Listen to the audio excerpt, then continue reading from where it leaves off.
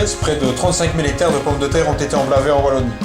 Cette culture, qui s'est fortement développée ces dernières années pour satisfaire notamment aux besoins de l'industrie de la transformation, est souvent considérée comme une culture à risque au niveau du nitrate.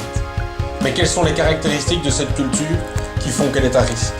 Eh bien, la pomme de terre possède un enracinement fasciculé de faible densité.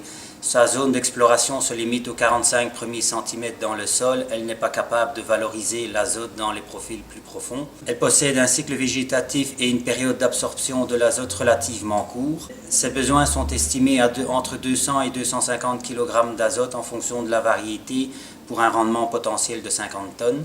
C'est pour toutes ces raisons que la pomme de terre possède une faible efficience d'utilisation de l'azote. Vu toutes ces caractéristiques, il est essentiel de raisonner au mieux la fertilisation de la culture de pommes de terre. Mais qu'est-ce que raisonner sa fertilisation? Qu'est-ce qu'une fertilisation raisonnée? La fertilisation raisonnée, ça consiste à calculer la quantité d'azote minéral qu'il faut apporter à une culture en partant de ses besoins et en tenant compte des différentes fournitures.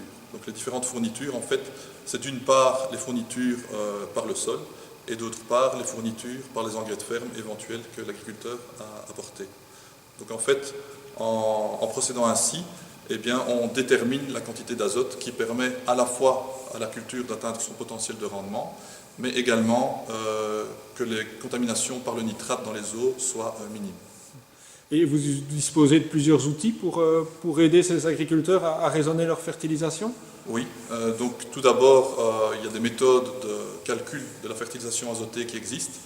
Donc nous, à Nitraval, on a développé une fiche en partenariat avec divers organismes. Alors il y a un deuxième outil qui est complémentaire, c'est le recours au profil azoté. Donc en fait, l'agriculteur peut demander au laboratoire de son choix de réaliser un profil d'azote en sortie d'hiver, c'est-à-dire que le laboratoire va mesurer la quantité d'azote minéral qui sera disponible immédiatement pour la culture suivante. Outre des conseils de fertilisation, au niveau de la culture de pommes de terre, vous allez plus loin pour aider ces agriculteurs-là? Oui, c'est-à-dire que pour la pomme de terre, il y a un outil de raisonnement de fertilisation supplémentaire, c'est le chlorophyllomètre. Donc on a proposé aux personnes qui le souhaitaient de les encadrer via également un suivi au chlorophyllomètre. Alors Pierre Verheyck, David Dos Santos vient de nous parler du chlorophyllomètre comme étant un outil permettant de raisonner sa fertilisation au niveau de la culture de pommes de terre. Mais qu'est-ce que le chlorophyllomètre exactement? Bien, le chlorophyllomètre est un appareil qui, grâce à sa cellule photométrique, est capable de mesurer la teneur en chlorophylle dans les feuilles.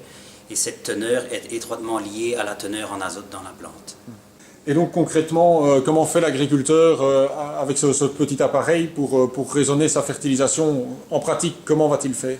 Bien, son utilisation est simple. L'agriculteur applique lors de la plantation des pommes de terre 70% des besoins de la culture et il laisse une partie de la parcelle sans apport azoté. 20 à 25 jours après émergence, on réalise les premières mesures. Pour ce faire, on pince 30 folioles distales dans la parcelle ainsi que 30 folioles distales dans la partie sans azote. Si le différentiel entre ces deux mesures est supérieur à la valeur seuil, un apport complémentaire est nécessaire.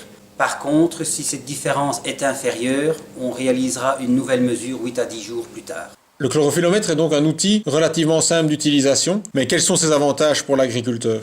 Bon, l'avantage, on va dire, c'est peut-être de se remettre en question sur un excès d'azote en pommes de terre et essayer de bien se rendre compte, tout en laissant une fenêtre, que l'organique fait quand même déjà bien son rôle et de laisser un peu le sol travailler avant d'amener trop et éviter trop de gourmandise de la pomme de terre. Donc un certain avantage agronomique et économique en quelque sorte.